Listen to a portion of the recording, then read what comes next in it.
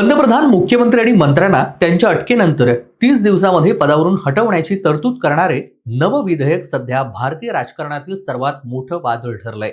या विधेयकाला केंद्र सरकारनं अत्यावश्यक सुधारणा म्हणून पुढे केलं, तर विरोधक त्याला थेट लोकशाहीवरचा घाला मानत आहेत। लोकसभेमध्ये हे विधेयक मांडल्यानंतर त्यावर सखोल चर्चा करण्यासाठी संयुक्त संसदीय समितीकडे म्हणजेच जेपीसीकडे पाठवण्यात आलं। मात्र या समितीची रचना आणि सरकारकडे असलेलं बहुमत पाहता अनेक विरोधी पक्षांनी त्यामध्ये सहभागी होण्यास नकार दिला। नेमकं प्रकरण काय जाणून घेऊयात या व्हिडिओच्या माध्यमातून। नमस्कार, मी तेज बोरगरे आणि आपण पाहताय प्रहार न्यूज लाईव्ह।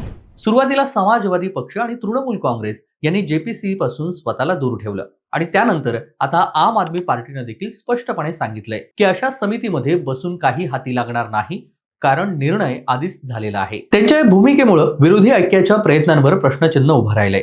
काँग्रेस या समितीमध्ये सहभागी होण्याच्या तयारीमध्ये असल्याचे संकेत मिळत आहेत, परंतु काँग्रेसच्या सहयोगी पक्षांनी पाठ फिरवल्यानं संपूर्ण विरोधक एकाच रेषेमध्ये नाहीयेत हे पुन्हा एकदा उघड झालं। या विधेयकाविरोधातील टीका मुख्यत्वे या मुद्द्यावर केंद्रीय आहे की सरकारकडे आधीच कायदे आणि संस्था आहेत ज्याद्वारे भ्रष्टाचार किंवा गुन्ह्यांवर कारवाई करता येते।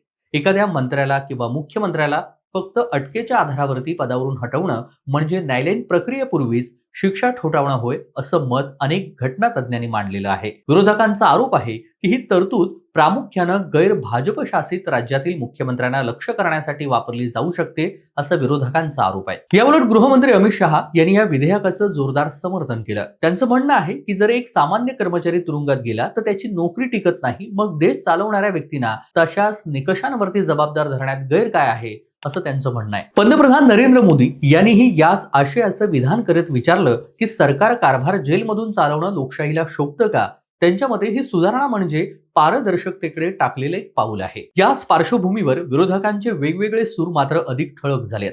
सपा, टीएमसी आणि आप यांचा जेपीसी बहिष्कार म्हणजे विरोधकांकडून सरकारला दिलेला ठोस संदेश असला तरी मात्र काँग्रेसवर मात्र विरोधी ऐक्य सांभाळण्याचा मोठा दबाव निर्माण झालाय। जर काँग्रेस जेपीसी मध्ये सामील झाली तर तिच्या सहयोगी पक्षांना वाटेल की त्यांनी जनतेसमोरच सरकारला थेट साथ दिली। उलट जर ती मागे हटली तर विधेयका संदर्भातील सखोल चर्चा होण्याची संधीच गमावल्याचं पाहायला मिळतंय। या सगळ्या घडामोडींमुळे संसदेमध्ये आणि बाहेर देखील वातावरण तापलेलं आहे। सामान्य लोकांच्या नजरेमध्ये हा वाद कसा परिणाम करेल याकडे आता सर्वांचं लक्ष आहे। भ्रष्टाचाराविरोधातील कडक भूमिका ही सरकारची ताकद मानली जाऊ शकते, पण विरोधकांना वाटतं की हे पाऊल केवळ राजकीय शत्रूंना नामोहरम करण्यासाठी आहे। अशा परिस्थितीमध्ये विरोधी एकजुटीची कसोटी अधिकच कठीण बनल्याचं पाहायला मिळतंय। या विधेयकाचं भविष्य पुढे काय ठरेल हे सांगणं देखील अवघड आहे। मात्र एवढं निश्चित की ह्यामुळे भारतीय राजकारणाला नव्या विभागणीला सुरुवात झाली आहे। सरकार आपली सुधारणा जनतेसमोर पारदर्शकतेच्या नावाखाली योग्य ठरवू पाहतंय, तर विरोधक लोकशाही वाचवण्याच्या दाव्यानं मैदानामध्ये उतरलेत। यातून खरी कसोटी होणार आहे ती विरोधकांच्या ऐक्याची।